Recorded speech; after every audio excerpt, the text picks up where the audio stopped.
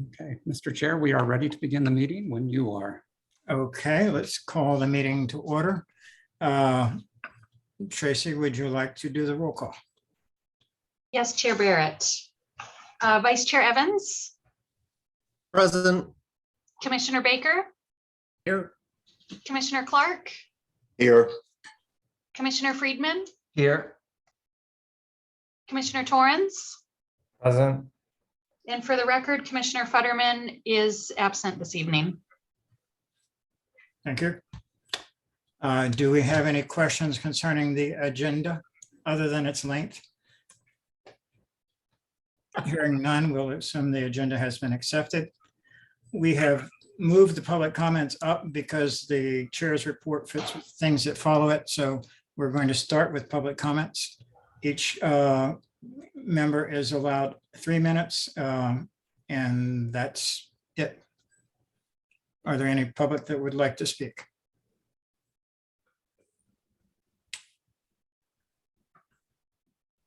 I would. Go ahead, just go ahead and recognize, I guess it's Mr. Apello. Vic Apello.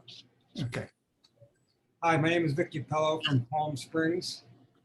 I'm an alumni of the Sustainability Commission going back a ways. And I'm here today to join with Commissioner Jake Torrance and our Palm Springs Non-Motorized Transportation Advocacy Group members to discuss our preparations for transportation in the 21st century. As a commission, you are the ones dedicated to guiding our city to be the greenest it can be by reducing our carbon footprint. As a citizen group, our committee has a similar mission. Our goal is to make the recommendations that can provide a safe and connected means to get around and most significantly access downtown. To accomplish the goal, we must first improve our cycling and walking infrastructure and provide safe routes so that everyone chooses walking and cycling over their cars. So how do we get there? How do we reduce carbon emissions getting to and from downtown and then while there? We must create a network of protected multimodal lanes along with sidewalks that encourage people to use their bikes, their neighborhood electric vehicles, and their feet to move around safely. Protected lanes, those with a physical barrier separating cars, provide a safer passage from neighborhoods to the downtown core and to CV Link. Once downtown, Indian Canyon and Palm Canyon should provide a unique design to move people, bikes, and NEVs along with pedestrian promenades so visitors can shop and dine.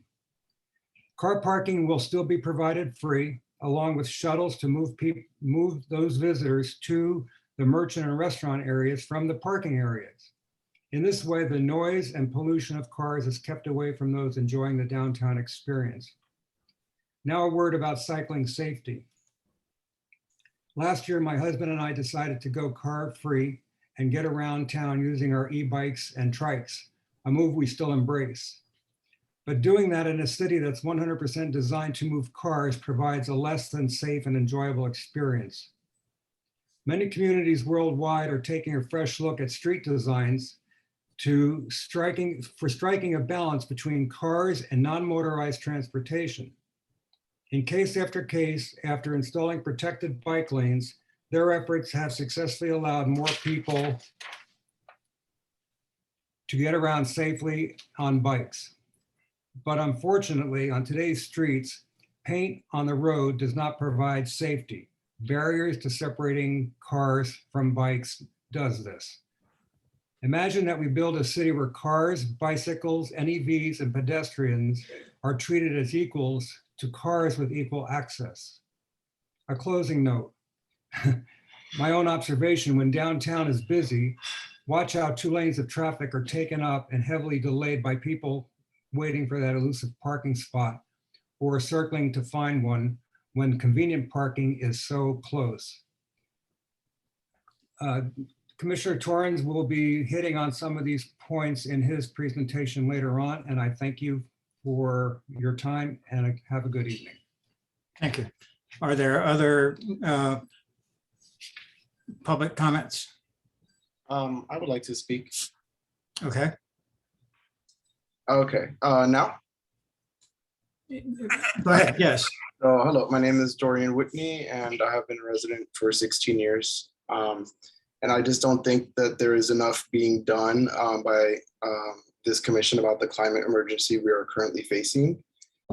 This year is the hottest year so far ever, and the summer just barely started. It used to be only a few days that it was 110. Now that's like all the time, which is crazy. So I agree with the citizen who just spoke about public transit. This is really the thing that's keeping us from thriving. And if someone cannot get on board with that, then we can't get anywhere.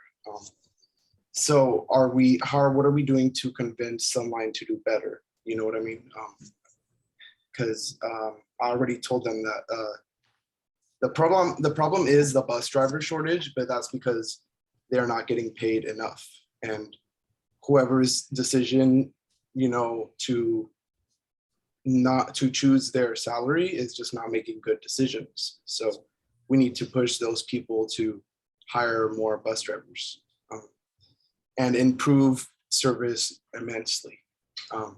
We really just need like an ambitious plan. So I just wish, we could do more.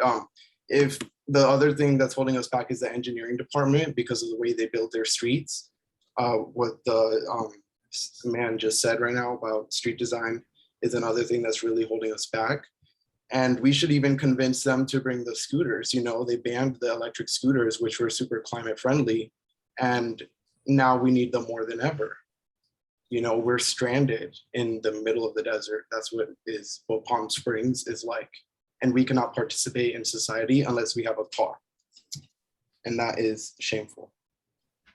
So, like I said, bus driver shortage, we need to pay them more, pay them a lot more, like $30 per hour, because they're what's going to keep the city moving. And so that's what we need to try to do. And look at all the oil spills that are happening all around the world. It's because we're depending on cars. And that's also why the invasion of Ukraine just happened, because we paid that. We paid for that. So we need more trees everywhere as well. And right now, the main issue is also the scooters, because we need alternative modes of transportation. Please and thank you. Thank you for your comments. We appreciate those. Are there other comments?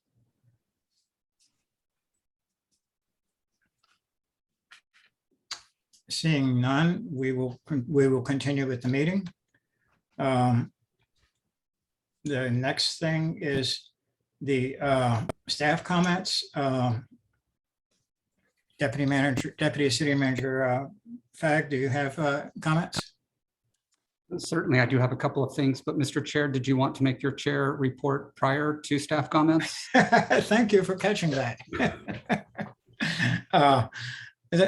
Since we went ahead and started staff comments, let's do staff comments and then I'll do the chair report.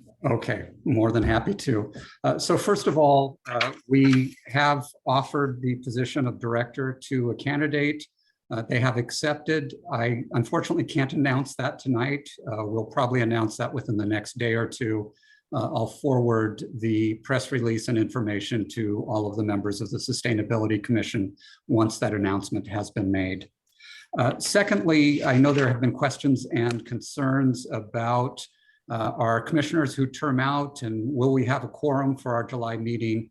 City Council has extended the terms of those who wish to serve who would otherwise be limited by term limits.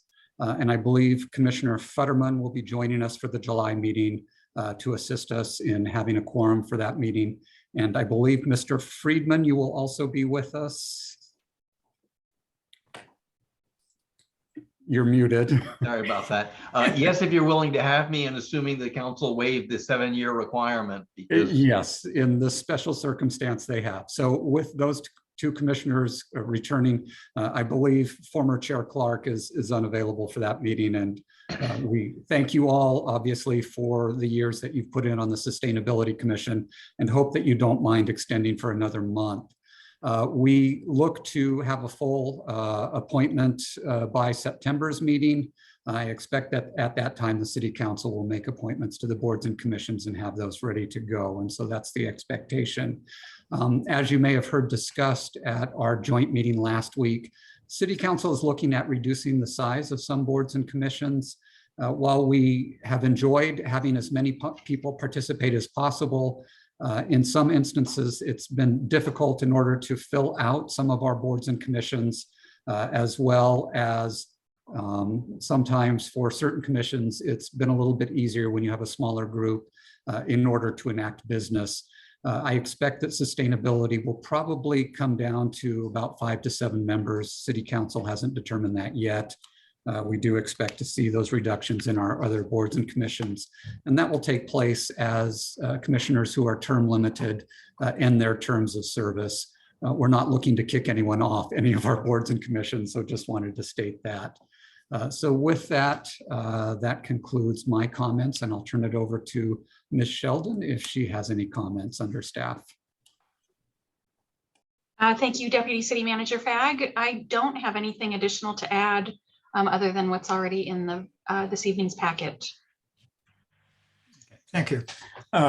Actually, it works out that we reversed it, works out fine, since I'm starting off on the chair's report with the challenges to boards and commissions meeting, which the meeting was attended by Commissioner Baker, Commissioner Clark, Commissioner Friedman, Interim Manager Sheldon, and myself. We attended the special session. It started off with an appreciation dinner, which was a good chance to sort of relax outside of this and see what other people look like, since we sometimes don't see them other than on Zoom. And then after that, we had a 2-hour session with City Council, a special study session. The main benefit of that was that we spent quite a bit of time each commission describing what the commissions do and what they saw their challenges to be in the future. It was interesting to see the number of commissions that said they wanted to work with sustainability. We'll have to see where that goes in the future. There was not, however, in the study session on the boards and commissions, any discussion of the 10 challenges that they had presented to us. So we actually don't have a statement on that. So there's that. I next was going to talk about the status of commissioner appointments. Luckily, Deputy City Manager Fagg's statement made that clear as to what was happening there. One particular concern about our number of commissioners was the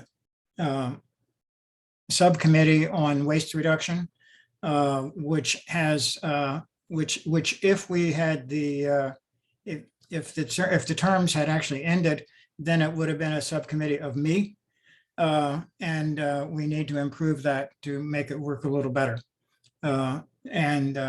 So that's something that we'll be talking about or addressing in the next month or so, seeing how that works out with Commissioner Friedman's continuation. On the list of things to report, the city clerk has been asking to do a public record policy presentation. That's something that we're just going to hold off until we see if we can get a new commissioner and do it then. That would be the best timing for it. Also, as an outstanding thing is the Residential Energy Efficiency Rebate Scholarship Program.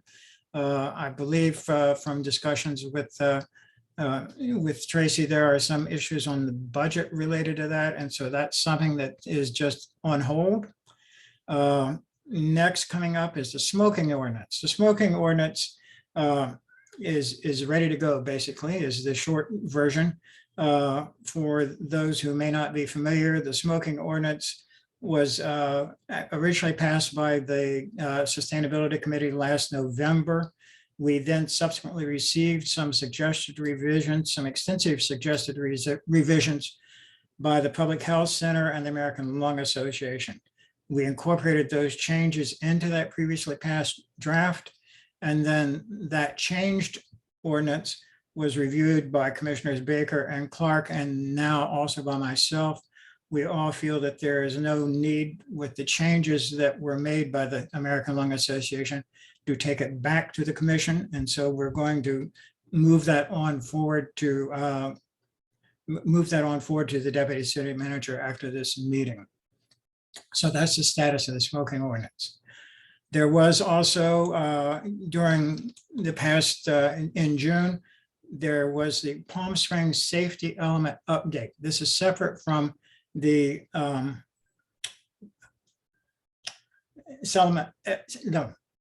safety element update vulnerability assessment report presentation. This is separate from that. It was a matrix of some suggested changes to it. It was given to us by Associate Planner Newell on June 15th, and he needed a response by June 22nd. So we formed a very small ad hoc subcommittee of myself and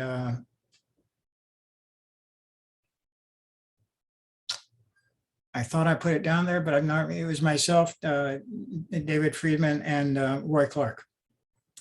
And we did that review without a lot of changes, and that's gone forward.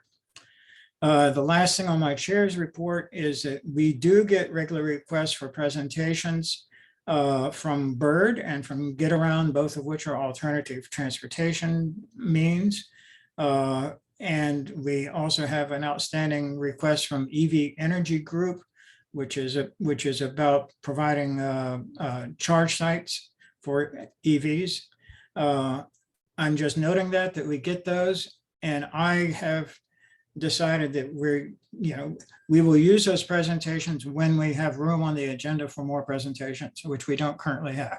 So that's the status of various things. I will note that I was going to note that we have some commissioners leaving. We still have one commissioner leaving, and we have two commissioners whose terms end, and we will be addressing that again at the end of this meeting. So I believe that's it from my chair's report. Okay. And then we have a presentation now coming up on the safety element update by PlaceWorks.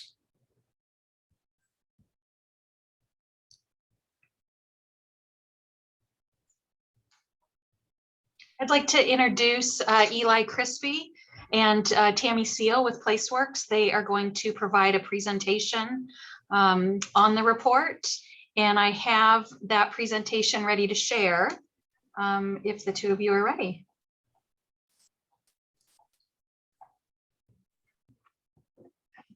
Good evening, commission members. Thank you very much for having us. My name is Eli Crispy with PlaceWorks. I will be giving a presentation on the climate change vulnerability assessment. Next slide, please.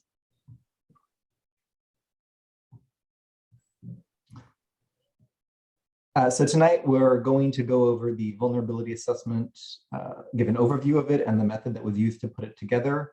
We'll share some of the high-level results with you and discuss implications for the general plan update and specifically the safety element, and then talk about the next steps of the vulnerability assessment. Next slide, please. So this is under the overall general plan project, which on the PlaceWorks side is being led by Wendy Nowak and Jonathan Nettler. And then I myself am part of a dedicated team that is working on the safety element. I'm joined by Tammy Seal here tonight, and we are also assisted by Jacqueline Protzman-Rohr. Next slide, please. So to begin with the overview of the vulnerability assessment and the method that was used to prepare it. Next slide, please. The vulnerability assessment is required under a recent change to state law, what's called Senate Bill 379.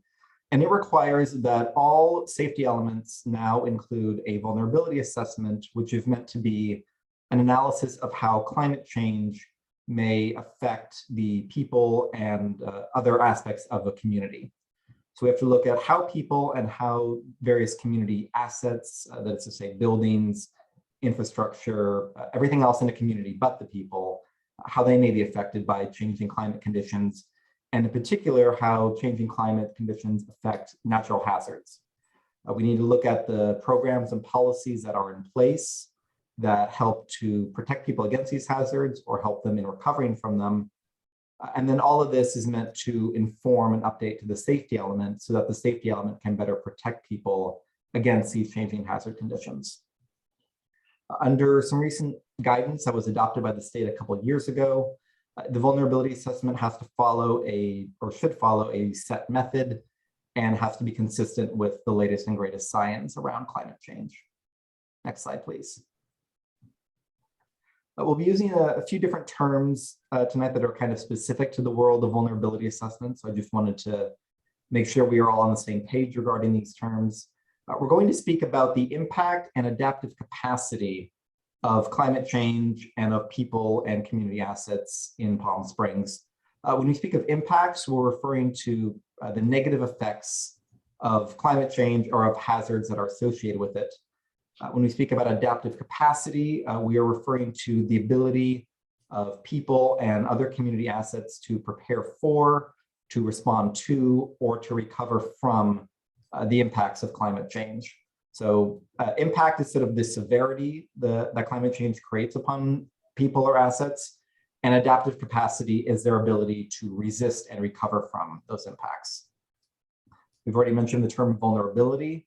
That refers to the level of harm that people or assets may experience related to climate change or other environmental or social impacts. Generally, the greater the vulnerability, the greater the risk of harm, the greater the danger. And then we are also going to speak about resilience tonight, and resilience is sort of the opposite. It is the ability of people, assets, a community to plan for disruptions, to recover from them, and to adapt and grow in a changed situation. So the overall aim of the safety element effort is in large part to improve resilience in Palm Springs. Next slide, please. This is the method that we are using to prepare the vulnerability assessment, consistent with the recommendations that are made by the state. We begin by identifying what natural hazards exist in Palm Springs right now and how climate change is expected to affect them using the latest available scientific projections. We look at who and what in the community may be affected by climate change and how severe those impacts are likely to be. We look at what policies, programs, and other efforts are currently in place to help protect people and assets against changing climate conditions. And based on all this, we are able to determine the overall level of vulnerability of people and assets in Palm Springs. The greater the vulnerability, the greater the risk. That lets us prioritize which populations and assets are most in need of assistance through the safety element update. Certainly, we want to make sure that the entire community is as protected as we can, but we do want to make sure that those who need additional assistance, additional resources, those who are more vulnerable are treated accordingly and are prioritized as appropriate. Next slide, please. We look at all of the populations and assets that are applicable in Palm Springs.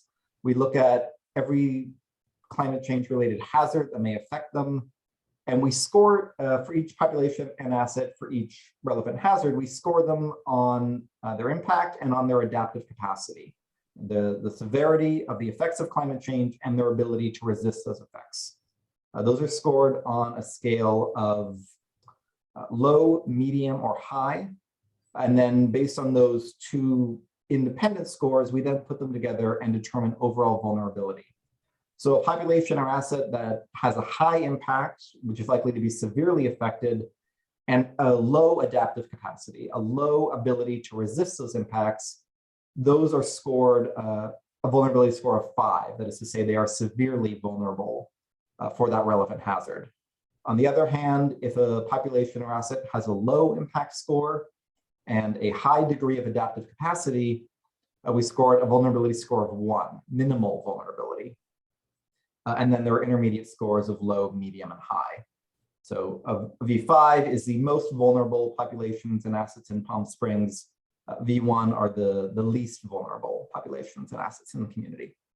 Next slide, please. These are the hazards that we are evaluating in the vulnerability assessment. We're looking at air quality, drought, extreme heat, flooding, human health hazards, which is vector-borne diseases from pests such as mosquitoes, ticks, mice and rats, and the like, landslides, severe storms, and wildfires, including wildfires that may occur broadly in the region that don't directly threaten Palm Springs, but which may affect air pollution in the community. And I do want to point out that when we're talking about extreme heat, we're not referring to normal heat in Palm Springs. We know that is certainly part of life in the community. But when we are referring to extreme heat, we are referring to days where the temperature gets above the all but 2% of average spring and summer days. So in downtown Palm Springs, these are days where the temperature exceeds about 115 degrees. So the point where we go beyond merely hot to dangerously high temperatures. Next slide, please. These are the categories of assets that we are looking at in the vulnerability assessment. As we mentioned, the assets are pretty much everything in the community but the people. We are looking at infrastructure, buildings, economic drivers, key ecosystems and natural resources, and community services. And you can see just some examples of that here on the slide. We're trying to cast a pretty broad net with this vulnerability assessment, looking not only at the physical and the tangible elements of the community, but also looking at things like the key sectors of the local economy and the services that a lot of the infrastructures and buildings in Palm Springs provide. Next slide, please. And then there are the populations that we're looking at. We recognize that certainly everybody in Palm Springs, and really everybody globally, is likely to be affected by climate change to one degree or another. But in the vulnerability assessment, we are focusing on the populations that are likely to be disproportionately affected. There are lots of reasons why someone may experience the effects of climate change more severely than others. It may include financial stress and limited resources, mobility challenges, underlying health conditions. A person's job or living conditions may make them more at risk. They may be more socially isolated for whatever reason. Persons who are senior citizens, children, unhoused, LGBTQIA+ persons. There are a number of underlying factors in various populations that make these individuals more susceptible to some or all of the effects of climate change. So we do want to make sure we are assessing that in our vulnerability analysis. Next slide, please. So there are some high-level findings. This is the 30,000-foot overview. There is more detailed information available in the written vulnerability assessments. But looking at the top of it, we can see that certainly there are a number of populations that are highly vulnerable to climate change. This includes households in poverty, immigrants and refugees, particularly undocumented persons, outdoor workers, and senior citizens, and especially senior citizens who are living alone are often the most at risk. Looking at the buildings and infrastructure in Palm Springs, overall houses in the community, particularly houses that are in hazard-prone areas, are among the most at risk. Also single access roads, that is to say roads that only have one way in and out.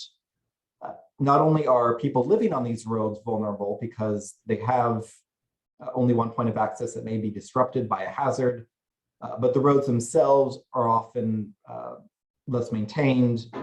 They may be key access points, but because of their single access nature, they are in some ways more important and may therefore face an increased risk because of their vulnerability. The economic drivers that are most at risk include state and regional parks and outdoor recreation activities. Looking at the natural resources in and around Palm Springs, the juniper woodlands, which are a big part of the local ecosystem, they are highly at risk, although they are by no means the only ecosystem or natural resource that is susceptible. And then there are a number of key services that are at risk to many natural hazards, but particularly to flooding, such as flash floods and severe weather events. That includes public transit, energy delivery, particularly electricity, and the ability to provide clean, safe water and wastewater services. Next slide, please. We have previously spoken about the vulnerability assessment to the Sustainability Commission. Commission members have made a number of recommendations and comments, which we have now taken and revised our written report in response to these. This includes making sure that the information about EV charging stations is up to date, using the most recently available data on potentially vulnerable populations from the census. And then we have added in information about water conservation measures that are meant to inform the general plan, and have made mention of potential strategies that will improve community resilience, but may also help to reduce greenhouse gas emissions. So tying the vulnerability assessment and the safety element to climate action planning and greenhouse gas reductions. Next slide, please. So we'll close by speaking about implications for the general plan update, and in particular for the safety element. Next slide, please. So the vulnerability assessment informs the general plan in a few ways. First, it identifies the hazards of concern and which ones are likely to be the most severely impactful for Palm Springs, and identifies which parts of the community are at risk of these hazards. It evaluates vulnerability and identifies the people and assets who are most at risk. And by doing so, we hope to set a foundation for developing adaptation and resilience strategies in the safety element. Again, increasing resilience community-wide for everybody and for everything in Palm Springs, but with particular attention to the people and assets who may be most at risk. So the vulnerability assessment is a foundation, it is a technical analysis, and based on its findings, we will develop policies in the safety element that are meant to be responsive to the key vulnerabilities in the community. Next slide, please.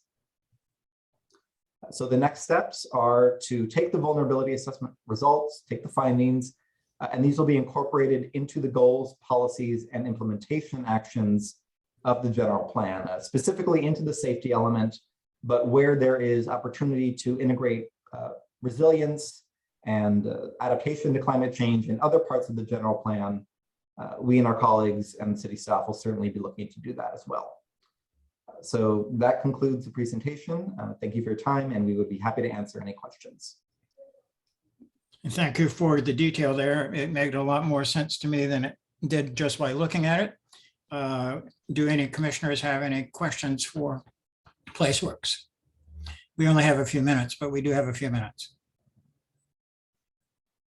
David?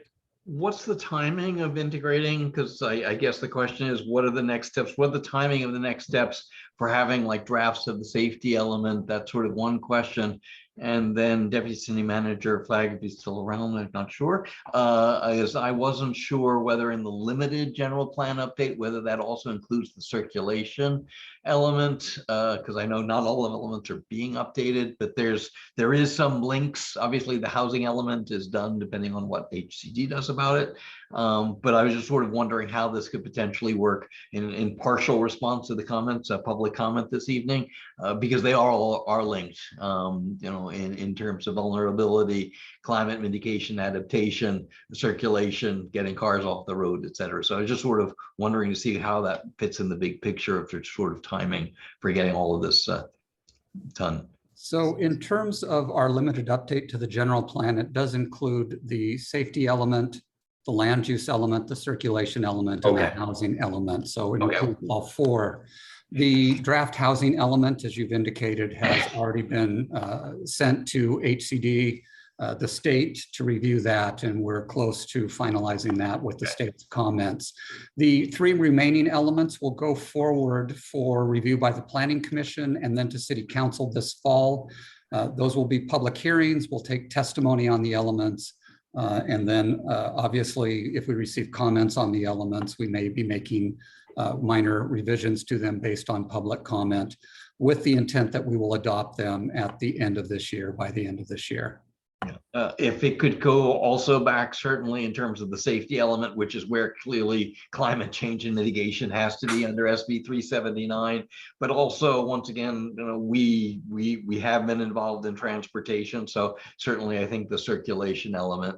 I think we'll leave land use clearly to the Planning Commission, but if there's a way of sending back and getting, even if it's informal, an ad hoc committee, just as we've commented on this, get the input. I think particularly our friends in the Planning Commission, I think they've always welcomed input, and this is, I think, a point that was made last week at the General Board and Commission. So if we could see these in time to comment on them, perhaps at the time, before, at the same time as the Planning Commission, so we have a chance to do that, because they all are linked, and that's why I'm pleased to hear that the circulation element is in the limited plan update, because there are things that are clearly linked in climate change and adaptation in our circulation element. So I want to make sure that we can look at those and put our sustainability thumb on those scales.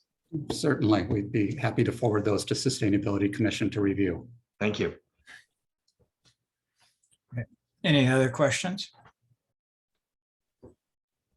I see none. Well, thank you very much for this. It looks like it's an extensive guide that will be helping us along the way and provide more work also. So it's important for us. Thank you. Thank you. Okay. Next on business is something not unrelated at all, is under new business, the environmental, then I can't say this one, the environmentally preferable purchasing policy. The referred to frequently as the EPPP. That's easier than saying the entire word. The EPPP was submitted to council back in, I think it was March, and then was referred back to the commission for review. In April, an ad hoc committee was created to review it. That ad hoc committee originally consisted of Commissioners Clark, Evans, Friedman, and myself. Though to conform to the Brown Act, when Commissioner O'Connor dropped out of sustainability, we had to drop one of the commissioners on the ad hoc committee, and Commissioner Friedman dropped out at that time. So the document you have in your agenda is a long document, which is the suggested changes to that policy. I'm trying to figure out how to look at the policy at the same time. Hold on. Would you like me to share Yeah, screen? Tracy, can you put it up? Yes. Mhm.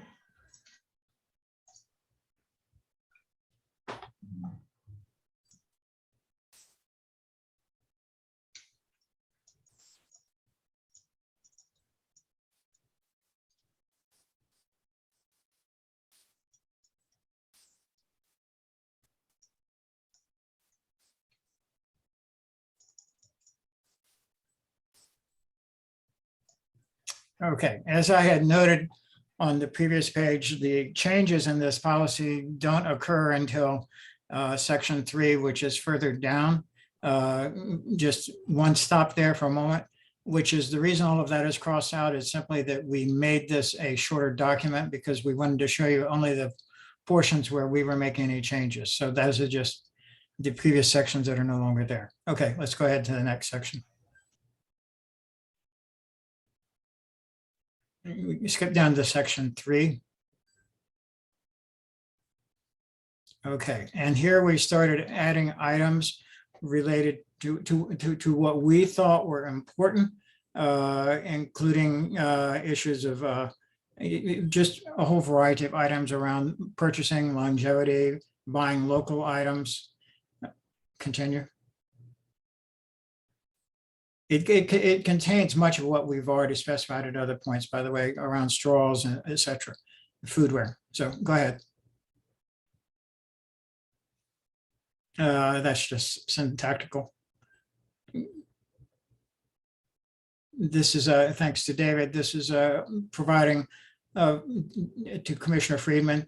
This is providing language to make sure that the use of electricity when energy is falls within our use of our uses of having renewable and or non-solar energy in general. And if either of any of the others on this committee want to intercede while I'm talking, feel free to do so. Okay, then D is renovations to city buildings, again, to fit with the requirements of various energy codes and plans. let's go down to G. Encouraging the city to use more electrical vehicles, EVs, in various ways. And also leaving the option open for hydrogen. Let's continue further down. Okay, here is an interesting section to add, and we want to thank Commissioner Evans for much of his work on that. And I'm not talking about the eve above, but on the apparel and other fabric goods, we decided it was important to add a section about how fabrics when in uniforms, but also fabrics when if Parks and Rec buys tents and things like that, how all of those are appropriate fabrics that for an environmentally appropriate policy. So that's what that is. Let's continue. That's just a link, so don't worry about that one.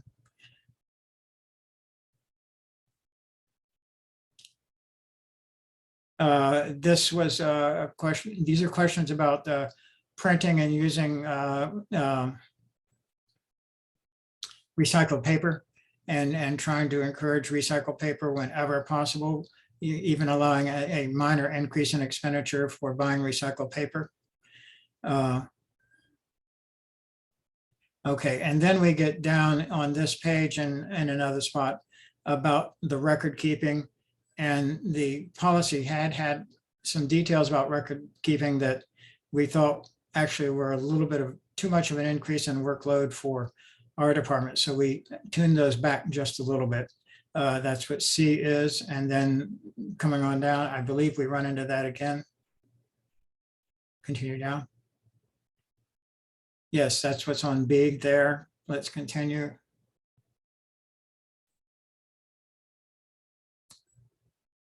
And then this is what it's going to be evaluated on. And we again changed the record keeping, but also want to make sure that we increase the use of EVs for vehicular. I believe that's all of our changes. Continue on down. Yeah, it was. So that's all the changes that we made. I have to ask for your approval. If there are any questions about the changes, if you had a chance to look at them, let's address those now. Do I have any questions about the changes? Okay, we need to move to adopt this, and we need to do that. We should do that formally. So Tracy, can you do a roll call vote on this? Do we need a motion and second? Oh, thank you. Thank you. I knew I was missing something. Wait, This is I'm Carl. sorry. Sorry. Do we have to approve it tonight? Because I scanned it. I didn't realize that we were approving the EV. I mean, I'm not saying that I have any objections, but I didn't read it from the perspective of saying that, you know, I saw that there were edits to it. I know we've been talking about the purchasing agreement for a while. So if there's a way to push it to another, or I can do it verbally, or how do we want to proceed if we don't? Because as I just didn't get a chance to read it in detail, to look at all the various edits that you made. Okay, well, thank you for that. I'm not sure of the urgency. You can move to postpone to a future date certain. Hold on. What we Go might ahead. do, Mr. Chair, is perhaps defer this until our July meeting. That way commissioners may have additional time to review the proposed changes, and we could vote on it formally during the July meeting. I have no trouble with that. I didn't recall what urgency we were receiving from council. There isn't on the part of staff, although we would like to get it done as quickly as possible. I think there's no issue with deferring this to our July meeting. Okay, but then let's defer a vote on this until the July meeting. Thanks, everyone. Okay, thank you.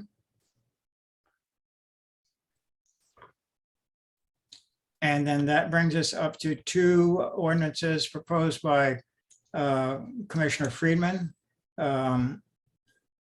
We were going to treat these as 1 readings only because of the likelihood that he wasn't going to be a commissioner in July, but now that he's being a commissioner in July, I think it's up to David as to whether he feels that we have to get these out of here quickly.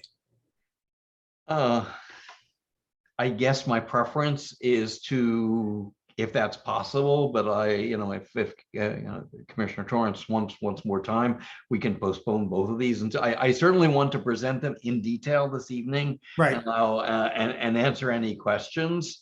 If we're certain of a quorum, particularly with 6 commissioners, as long as we get 4 folks available in July, that would be fine. Obviously, it would be my preference to get these approvals, but since I am apparently serving for another month, and assuming that there is a guaranteed quorum, because 3 weeks doesn't make a difference, but 2 months does. I agree. I can say that I've reviewed these and feel fairly comfortable with going ahead and voting on them tonight. But if others feel that we need to take another week, that's fine. And another till July. So David, let's go ahead and start. Yeah, so let me present, I'll do them, their separate agenda items. So let me present sort of them one at a time, although there's a lot of sort of shared history in both of them. So the first is the existing home energy efficiency ordinance.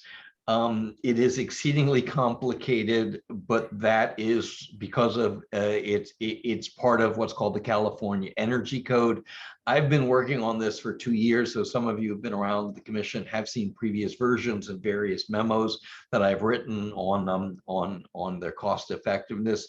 It's based on a model ordinance developed by the statewide Codes and Standards Program under the auspices of the CPUC, and ordinances that are already adopted by several other cities. And it's intended to complement and fill in a gap of the 2022 Energy Code, which will enter into effect in this coming January, by requiring homeowners doing remodels to carry out cost-effective energy efficiency upgrades. And once again, because it's an amendment to the Energy Code, it is drafted in Energy Code-ish. And there's really nothing that I can do about it because the code is 600 pages. I am not making this up. And you have to stick with sort of the formula of when you're doing an amendment, because it has to be approved by the California Energy Commission. So the format is exceedingly sort of constrained. This is not how I would probably write an ordinance, and not way I've written the next ordinance that I'll present. Because it's part of the Energy Code, which is embedded in our Title 8 of the Municipal Code, and will be adopted by City Council. It will require review by the Building Department. So probably the next step, and subject to what Director Fagg would do, maybe we can start the process of getting some initial input from the Building Department while we're waiting for the 3 weeks into the next meeting, if we decide to defer that. The other sort of issue is that we need, of course, stakeholder outreach before we present it to council in the fall. And then there is what's called a cost effectiveness explorer, which has various data that I don't have in this version, but have previously circulated to the commission, that evaluates each of the measures, how much it costs up front, how much you will save long term, because I said cost effectiveness is required under state law. And then PlaceWorks can assist in evaluating the GHG emissions reductions, because in particular areas of like the water heating package, where you will be insulating your water heaters, don't have to change anything out on that specific requirement, and only costs about $200 or so to do. That will help drive our GHG reductions, because nearly everybody in Palm Springs has gas-powered water heaters. There are very few all-electric homes here in town. So that's it. I mean, I'd be happy to answer any questions. If commissioners are comfortable voting on it, I'll make a motion to that effect. Otherwise, we can defer the formal vote till until the July meeting, and I can work out with Director Fagg what input we can get from staff in the meantime. But certainly right now, I'm available for any questions folks would have. As I said, this has been vetted by the folks in the statewide codes and standards program to meet Energy Commission general requirements.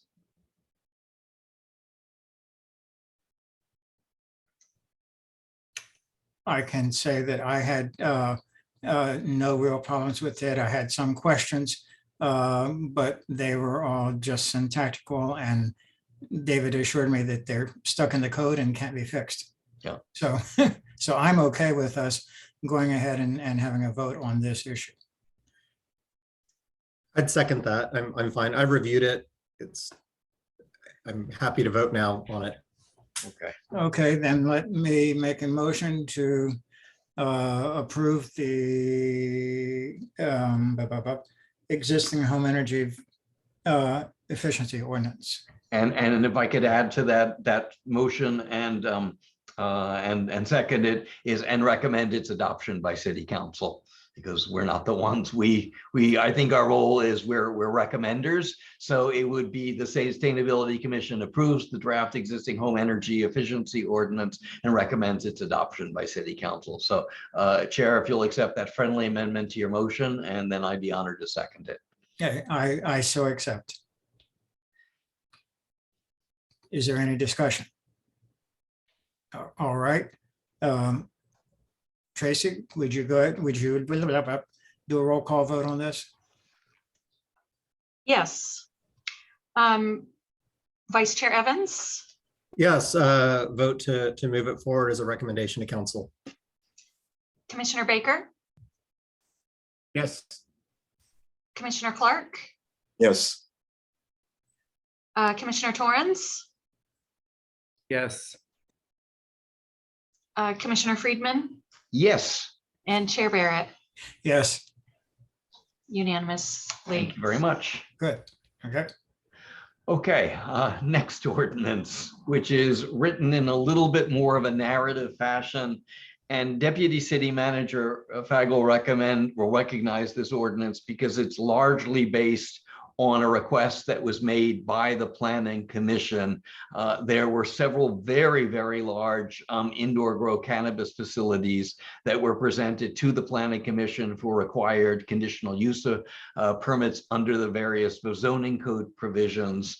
And in connection with that, the Planning Commission was concerned about the very, very large energy and water use by these facilities. So under the requirements, it was not possible. There was sort of a request to work on an ordinance so that these would be embedded in the code and not have to be done as one-offs each time. So for one of the facilities called King's Garden, my recollection, Deputy City Manager Fag, is that it was actually denied by the Planning Commission, went up to the City Council, was approved by City Council, but with the added condition of approval, as actually this ordinance requires for everyone generally, is that they have to use 100% carbon-free energy. So council is, I believe, actually provided, I think both in this case, the Planning Commission requested, the work be done on this. It did get referred, I think both planning and the City Council referred to sustainability. And I think this essentially is written to to match the direction that we've received from both bodies. The advantage of this one is that it's very easy here in Palm Springs, thanks to my other hat at Desert Community Energy, to get 100% carbon-free energy. It really is literally as simple as if you opted out, you're automatically all under state law, all new electric customers. So if you build a new facility or you move into an existing facility, it's a new account, you're automatically enrolled in Desert Community Energy. You can opt out to Edison or opt down. This essentially says that for the cannabis grow facilities, if they're new ones, as well as our large commercial accounts, either it's new, they have to stay on either Edison or a parallel Desert Community Energy or a parallel Edison plan, or there's something called direct access with some of the legacy large users are entitled to do. But it's rather easy to comply. It's just a question of calling and getting 100% clean energy, and I'm working on getting those electrons into Palm Springs there. The other factor for specifically the cannabis industry, there is a water component because that was also a request from the Planning Commission concerned about the amount of water. So I worked with, once again, the consultants from the State Codes and Standards Program, and they have recommended for dehumidification recycled water. There is equipment that's available that essentially says it collects the condensate, purifies it, and sends it back into the system. So in many respects, it's sort of a very small version of what we have already with the city and DWA, where much of the water is gone through the system, purified, and then put into the recycled water. So it's really a sort of a closed circuit to reduce water use there. And the other requirement specifically for cannabis users is to require cost-effective, energy-efficient bulbs. Now, it may be, and we discussed with stakeholders, we very well find out that they're already doing it. So that is best practice. Both of them are best practice, but that's a discussion with the cannabis industry stakeholders. So that process needs to occur. We had talked with the new director. We can discuss moving forward with a sustainable cannabis forum, perhaps the early fall before this goes to council, and get their input there. And with also some input from manufacturers of that equipment to present the best practices. And the rest is quite simple in terms of the electricity use. Obviously, we want to let folks know that. So that's my presentation. I said for this one, it's written in a more sort of narrative fashion that's not quite as difficult to comprehend as the previous one. But I would, again, happy to once again answer any questions, and if the commissioners are comfortable, make a motion to get a vote this evening. And also, a deputy city manager, like I have, because this originated the Planning Commission, and there is one small section with a sort of cleanup of the solar zoning ordinance. This one does provide, but that's a discussion with you and the planning staff, planning director. This one would go back to planning before going to city council. And I think I believe they really want to see it because once again, it's their house. This originated in their side of the house, if you will, of the boards and commissions. So it does sort of contemplate it going back to planning before city council. Yeah, they would very much like to see it and do appreciate the work that you and the Sustainability Commission are doing on that ordinance. Yeah, so we will plan to take it to them. So I'm happy to answer any questions, and if the other commissioners are comfortable, I would make, in this case, I'd make a motion for approval, and the motion would be the one similar to the one that Chair Barrett just made, is to recommend approval of the ordinance, of the renewable energy ordinance, recommend approval by city council, and present it to the planning commission for their concurrence and additional recommendations. So that would be my motion for this one. I'll second that. Happy to answer any further questions, or if not, we can move for, once again, a roll call vote. I'll just state that I have read the proposal and feel comfortable with it. So. Tracy, could we have a roll call on this? Yes, Chair Barrett. Vice Chair Evans? Yes, approve. Commissioner Baker? Yes. Commissioner Clark? Yes. Commissioner Torrance? Yes. Commissioner Friedman? Yes. And Chair Barrett? Yes. Thank you. Thank you to all of the commissioners and staff. This is a lot of work, and I'll talk at the end about sort of next steps in my transition role. But thank you very much to all the commissioners and staff for moving these two forward. Okay, and now under new business, we have a fun task. The July meeting, we needed to change the date. I think we needed to change the date because we were going to be only 4 people, but now that we're still 6, do we still need to change the date? I'm asking that of Ms. Sheldon. Chair Barrett, we know that Vice Chair Evans is unable to attend July 19th. I did confirm with Commissioner Futterman earlier today that July 19th does work for her schedule. So it would be dependent on everyone else's availability on the predetermined date of July 19th, whether that needs to be changed. Still in my calendar, so I'm available. Hold on, I'm checking my calendar.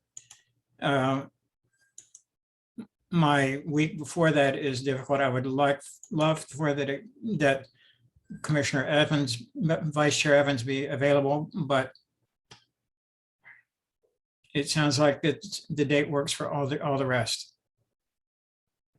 Randy, I'm available at different dates. I just haven't, Yeah, apologies. The last 2 weeks of July are difficult for me. If it still works for everybody on the original date of July 19th, by all means, please don't accommodate myself. But yeah, I'm not available on the original date. Okay. But I would be available, for example, on the previous week, the week of the 11th. So I don't have any issues of moving it forward. I can't. Okay. On the 12th. I can meet on the 14th. Let's just do a quick poll. If we met on the 14th. That's council. I believe that's a council meeting. If that's a Thursday, yes, that's a council meeting. Okay, I guess we stick with the 19th.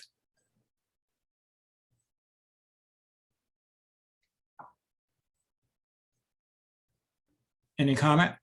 No, I'm fine still on the 19th. Okay, we will stick with the 19th then. Ms. Sheldon, could you send I don't know that we need to say anything about that in advance or not, but I know I need to be reminded. I'll send to myself a note. I'm happy to send out a reminder to the entire commission afterwards.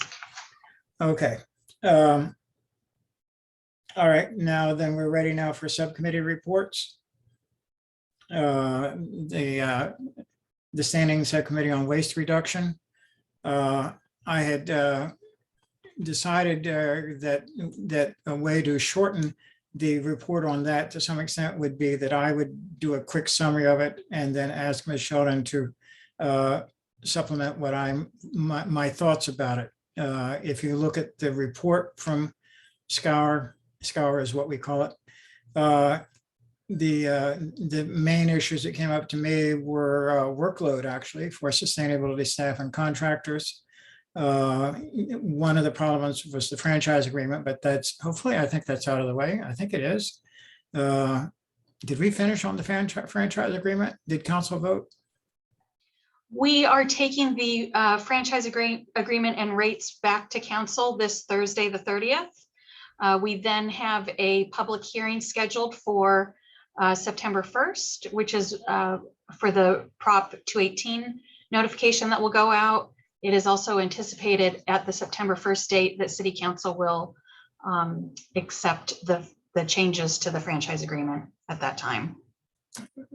Okay, but in terms of extra workload, the franchise agreement sounds like it's sort of manageable at this point. Yeah. Okay. All right. So one of the things about SCAR was the SB 1383 and the foodware ordinance. That there's training on that that's happening, and we're having to figure out the details with Burtech about composting on that, and then there's the major issue about reporting and working with the school district on that.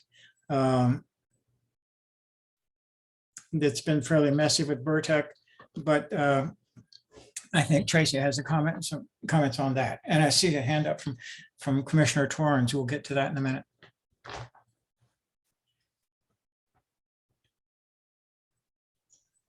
I'm sorry, were you asking for an update on Burtech? Yes, right. From the meeting, Palm Springs Disposal Services advised that fiber-based compostables, so an example would be a clamshell, that would be accepted by Burtech at their 2 facilities in Coachella Valley. When it comes to bioplastics, such as compostable forks, spoons, and knives, the facility is not set up to process those. So those type of compostable bioplastics will be routed to landfill. So that's still, I guess, do we consider that outstanding, or is that just given that we can't get around it? That is what the facility can accept.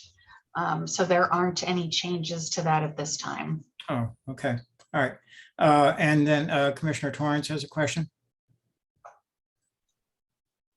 Thank you. My question has more to do with our outreach with the community composting group. So if we want to move from Burtec and the scour, but I know that there were elements of that outreach with that group and finding a site within the community. And one of the things that was brought up last meeting, or maybe it was a meeting before, where they were citing a location on the airport property.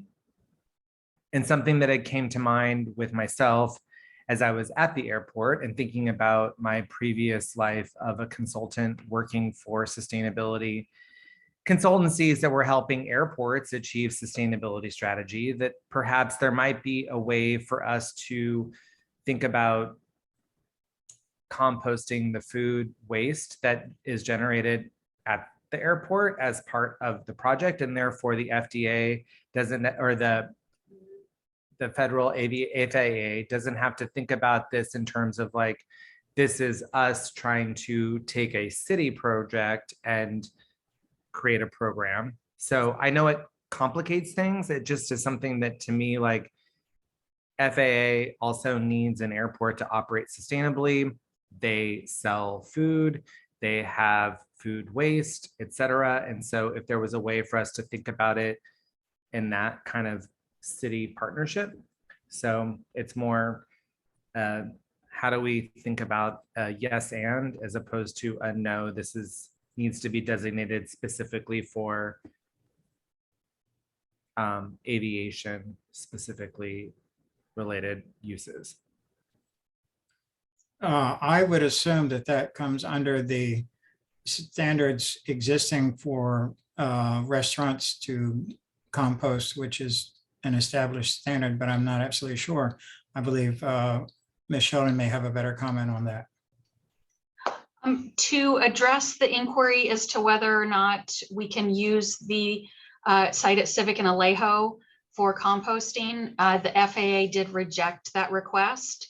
The reasoning was they said only aeronautical activities could occur on airport designated properties, even though it's owned by the city.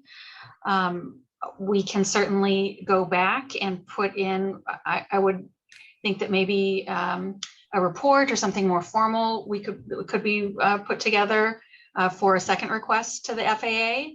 And then to answer the second question as to whether or not there's organics collection at the food facilities at the airport, I can confirm that yes, they do. They have an account established. It does get used. It does get weekly pickups. So organics collection is occurring at the airport. Great. So airports, more city program, FAA saying this needs to be aviation related activities. What those are, kind of up to their own discretion. I don't mean to muddy the waters. I was just trying to think of obviously aviation and sustainability. Clearly the sustainability attributes are really about reducing the impacts related to the fuel used to fuel the planes. But I mean, anyway, I just thought I would bring it up. Thanks for giving me the insights again, Tracy, and kind of dotting those I's. No, thank you for bringing that up. I had a similar question some months back about why couldn't the Air Museum be a spot for recycling, but it couldn't for the same reason. So anyway, continuing on the SCOW report, I think the one thing that was outstanding to me was the issue of the schools. And I believe there was an answer for that. The problem is it because the Palm Springs Unified School District's office is in Palm Springs, even though many of their campuses are not. They cover other cities, that we were going to have to do or that sustainability would have to do all of those cities. I think there was an answer for that. Michelle. The answer is CalRecycle has directed the city of Palm Springs as the responsible party for outreach and education to the schools located within Palm Springs Unified School District. I don't have an update on that because I have not had an opportunity to begin working on that yet. Hopefully there will be an update that's less labor intensive. Anything else from Scour that we need to add to the meeting, Ms. Schulman? I don't have any additional updates other than what's in the report. Okay, thank you. Okay. Ad hoc subcommittee for strategic planning and general plan update. I don't have anything. I haven't heard anything that there's a report on that. Am I correct? There's no update beyond what was stated at the May meeting. Okay, thank you. All right, solar and green building.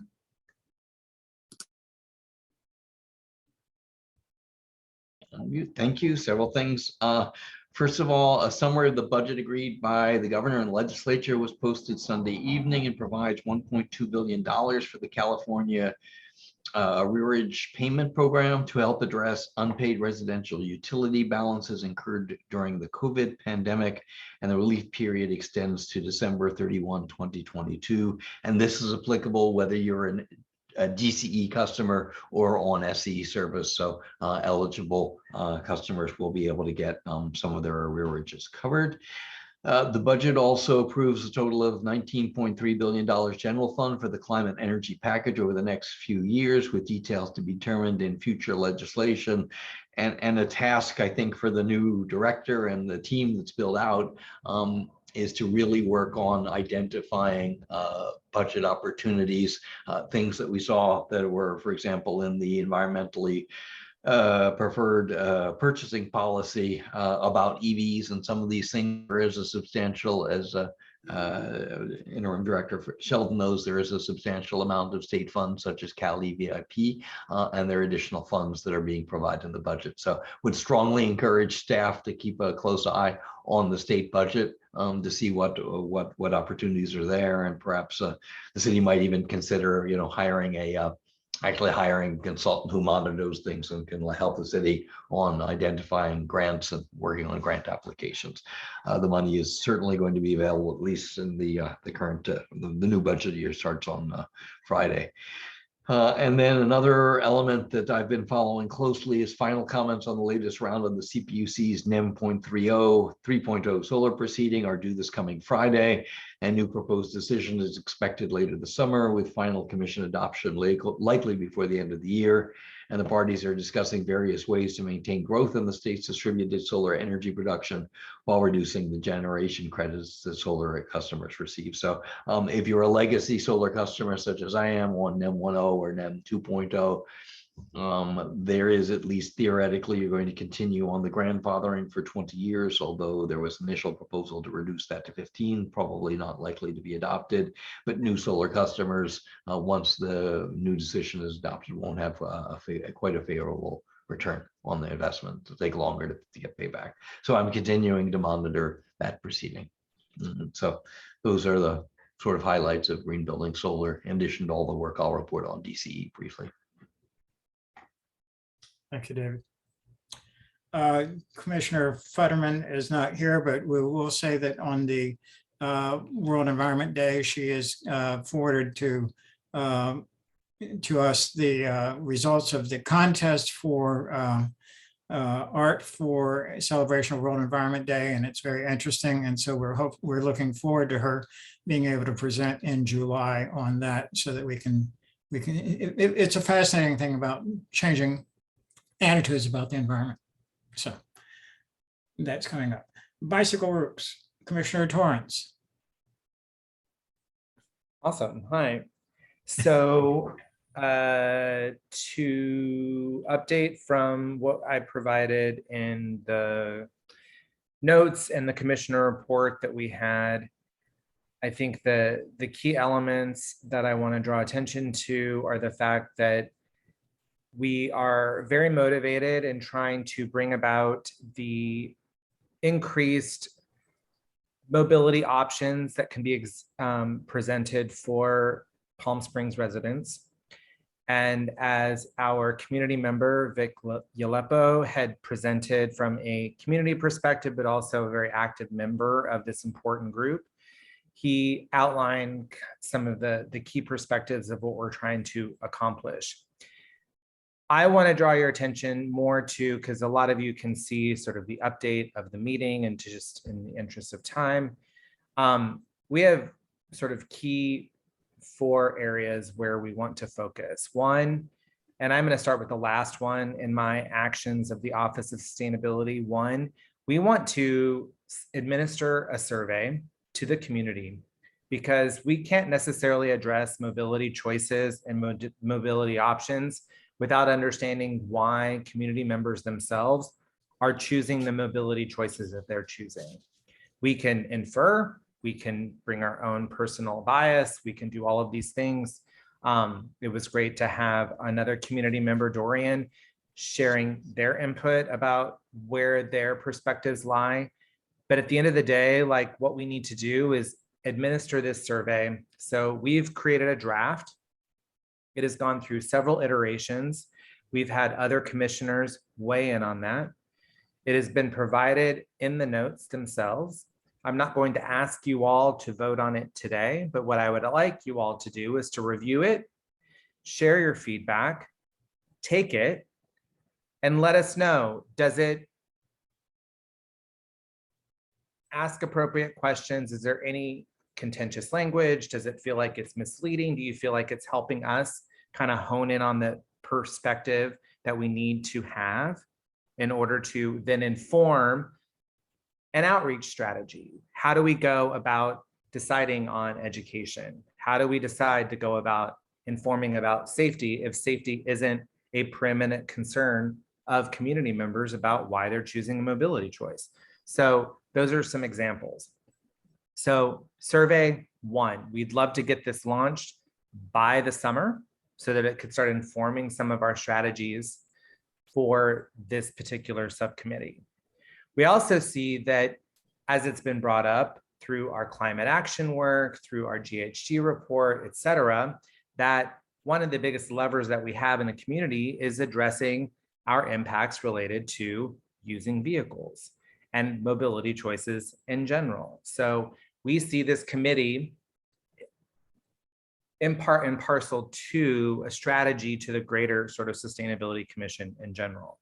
And so we would love to bring in a component of where we're offering, how do we connect our group to the broader strategies? So I've offered, as you can see in some of the summary, that we need to be thinking about it less about bikes, but more about choices, which is why the survey itself is also not just about why do you choose to bike, but what choices do you make about getting around in our community? The other part is, how do we create an, well, I mentioned the educational program for safety, which obviously will come out of the survey as well. We want to touch upon these things. But then the last piece is around creating class 1 safety on some of the bike lanes that we have, because we know that we need a road safety diet. And this is all that we know, is that the supplemental survey will add to our components, but those of us that do actively use the bike lanes that exist, we know that there are many corridors that are disconnected, not super safe, et cetera. So we really had outlined 4 key priorities for this particular group, but think about them from the perspective of, 1, we want to inform our strategy from the perspective of what is our community thinking about its choices that it's making about mobility. 2, how can we use that to reinforce a strategy around safety? 3, how can we think about that from improving the road safety diet? And 4, how can we connect it to our overall climate action strategy that this commission is going to recommend and get the city council to support when it's addressing the emissions that are related to the transportation sector of our community? Are there any questions? I think that you've presented a very open perspective here to where to go with this and to addressing the broader issues. And I would encourage other commissioners to also take a look at the survey, but also to look at some of the documents that are in the package with the survey that talk about the overall perspective of this. I know I have questions, but it's hard for me not to have questions. And part of it comes from having been a social science researcher. So I always say, how does this questionnaire work? But on other issues. So that's just where my thoughts stand on this. Other commissioners' thoughts?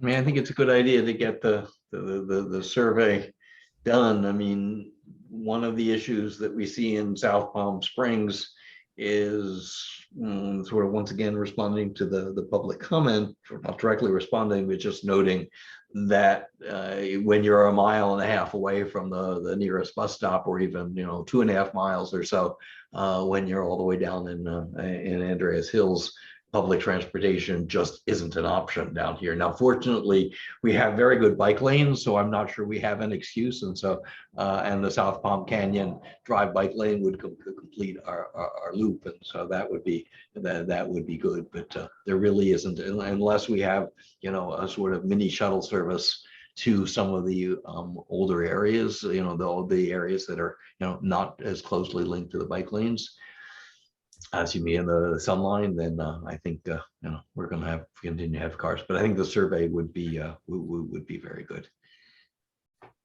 Right, and I'm glad you're bringing that up, Commissioner Friedman, because one of the things that we know is that we also have a history of we've had more connected mobility options in the community. They've been taken away or not. They don't exist today. So how can we provide a more comprehensive program that, one, is activating existing public transit? What are other supplemental programs? Dorian, the member of the community that spoke earlier, talked about other micromobility. These have been things that have also been on the table. There have been reasons why we have, as a community, decided to not encourage those, or I don't even know if I want to go as far as saying that we banned them, but they were disinvited from participating. And so I think what we want to evaluate, even when we look at other areas, as an active member of a biking community, I've been in other communities where I see more active signage around using golf carts, et cetera. And I think that we need to consider who is our population, what are their choices, why do they make these choices, and how do we help them make these choices differently? Sorry, because this is really where we're at. And I think that we can all speak from our points of view, but we really need to be speaking from the community's points of view to help them help us achieve our objectives. But I think that one thing that you mentioned is that, yeah, certain corridors aren't accessible through public transit. So then what are they going to do? And if they need to just run an errand, what are they going to choose, et cetera? So. And I'm glad you brought up golf carts, because I believe they are fully authorized under the. They are. So I have the beautiful, particularly living on a golf course with a lot of my neighbors having golf carts. But that's my sort of plan B, is I'm going to transition out of my car and use my golf cart to go to routes. And I have the bike lanes for it. So yeah, that would be a good sort of promoting what actually is available, because there's zero signage to let people know. And particularly, wearing my CBAG hat, CB Link, the groundbreaking of the extension was so construction is happening literally as we speak. So that would be something to clearly encourage people to use their golf carts. They're fully authorized, certainly that I recall, under CB Link. So we might want to sort of have a little bit of a campaign And I'd be happy to work with staff and work with the folks who do the communications with CV Link to make sure to let people know that they can ride their golf cart onto CV Link, but also just to do their errands here in Palm Springs on the bike lanes. Fantastic. Thank you, So Commissioner. thank you for bringing up golf carts because it is something that I've been thinking about. Good. Randy? Yeah, quick comment, just thanks for all the work. This one's close to my heart. My primary mode of transportation is a bicycle. So very vested in this type of stuff. But my question is, what kind of discussion has there been in administering the survey? How would we get it out? I think that there have been discussions. One idea is to work in concert with the city as well as HOA and community networks. So I'm very active in the community that I live in the neighborhood association of Takowitz River Estates. So making sure that we connect to all the various communities. So we want to make sure that we aren't biasing our survey. So that's another point of view. So as you are all reviewing this, if you have ideas, not just about the content, but ways in which we can access community members, that's a great add to and build off of what we're looking for as a group, Randy. So Commissioner Evans, so please bring that kind of input as well, because the last thing we would want to do is have a well articulated survey and have it only go to a certain part of the community. So I think that we have different ideas, and those are some of mine, as well as some of the other active members of the committee or subcommittee. But if you have something else to add, that'd be great to know. If I could just jump in here, Office of Sustainability staff would administer the survey based on the outreach to community groups and access to email lists, et cetera. We would also work with the Office of Communications in getting that survey out to members of the public.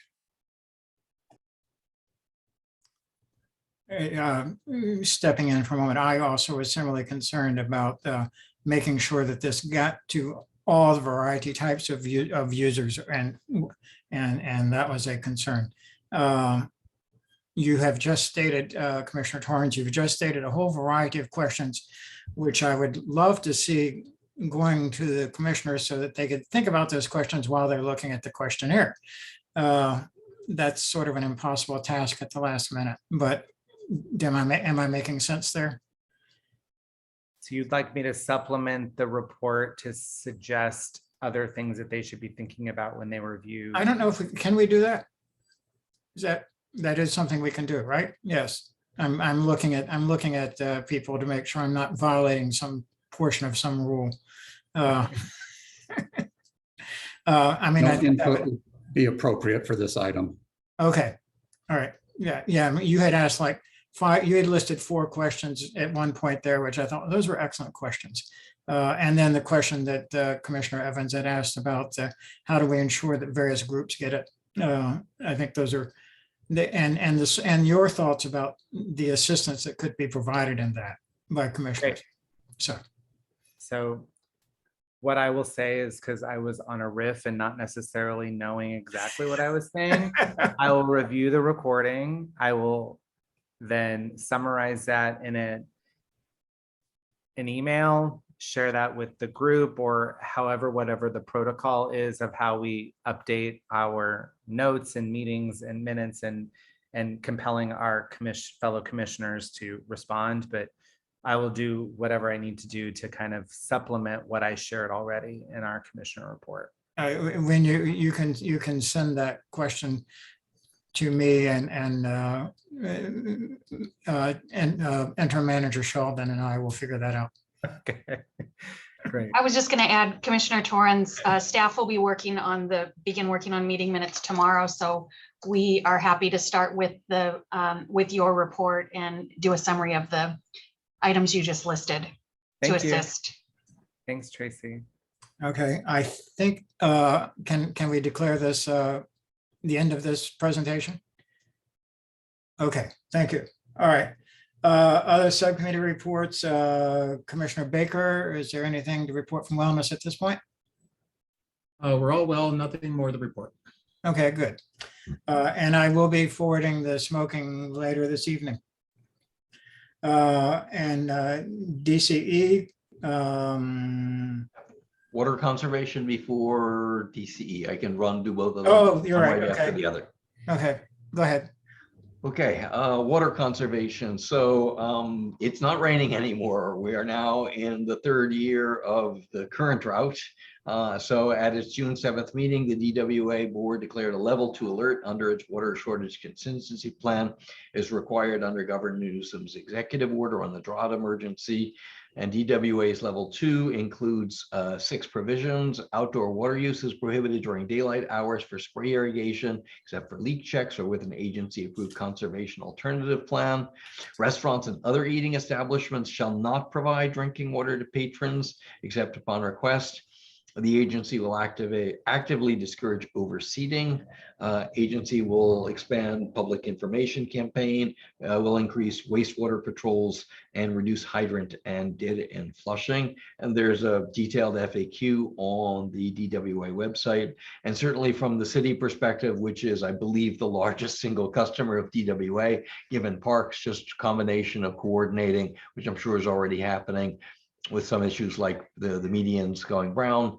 Hopefully we'll be able to move forward with the airport demonstration garden in the fall, and then just coordinating with DWA on communication, because we all need to conserve our water. And there are ways to do that. So we'll see. We may see further restrictions, but for the moment, those are the restrictions in place. And a lot of the ordinance that I drafted is also, both ordinances have water conservation features. So that's another reason I have those ordinances. Okay. Questions for David on that? No. Yeah, so that's it for DWA. I can segue into DCE. Right. Okay, forgive me, just change pages on my notes here. So the DCE board meets tomorrow afternoon. Key items on the agenda are approval of the FY 22-23 budget and 2 renewable energy procurement projects we've been working on. And we're working to include to procure and secure additional renewable energy projects for the board approval later this summer. Which agency? DCE continues working on to address summer readiness planning and messaging to customers. So we're working on a summer outreach strategy similar to last year's program to encourage customers to reduce energy use, particularly during the peak operating hours of 4 to 9 p.m. We have a ways to save energy flyer in English and Spanish. Tracy, I'll send that to you for posting on the website. Previously been done that, and sort of links to on the web page to and a way to save money and energy efficiency. And customers can visit the site to learn about energy saving programs offered and cost saving tips to help them survive the heat and lower their electric bills. And there's also links to the Flex Alert, which is SE's rotating outage page. Public safety power shutoffs and other websites are also on the website as part of the summer readiness outreach. So Tracy, I'll send you all those materials for posting. Once again, it's just assisting where the city can assist on outreach. We are continuing to work on identifying sites for possible solar and battery storage for distributed energy facilities, and Deputy City Manager has been a lot of those emails. Several of the possible sites are on property the city owns or leases, and so I'll be meeting with city staff on July 7th. And Tracy, I'll send you that invitation. I've already confirmed, I believe, with Community Economic Development Director Barada, but it would be wonderful to have you involved in that discussion, and because that's part of our efforts. At yesterday's meeting, the CVAG Executive Committee approved the core agreements for the launch of the Inland Regional Energy Network, or IREN. We're working on the RFPs for our consultants, and we hope to have those programs launched by the end of the year. And then we're holding a follow-up presentation on July 27th on the Solar App permitting platform and the Energy Commission funding that is now available to cover some of the costs to implement Solar App. And I will forward that invitation to staff and link to the Energy Commission website. So you'll expect another email to me on that as soon as I finalize the invitation next day or so. So a lot going on in DCE, and we continue to focus on a lot of these, working in close partnership with the city on all of these GHG and energy reduction goals, and making sure we have renewable energy for everyone. Well, that's my DCE report. Good. Okay. Questions? Thank you. All right. Even if Commissioner Friedman can confuse DCE and DWA, then I can account for why I have got the agenda all mucked up yet again. Luckily, Ms. Sheldon reminded me that I forgot to do the approval of the meeting minutes from the May meeting. So we need to go back to that. So do I hear any discussion about the May meeting minutes? Any concerns about that? I move to accept the May meeting minutes as presented in the agenda. Okay, is there any second? Thank you. I second. Okay, do we vote on meeting minutes or do we do them unanimous? We do. Is there, if there's no opposition, we'll consider them unanimously approved. Okay, finally, commissioner comments.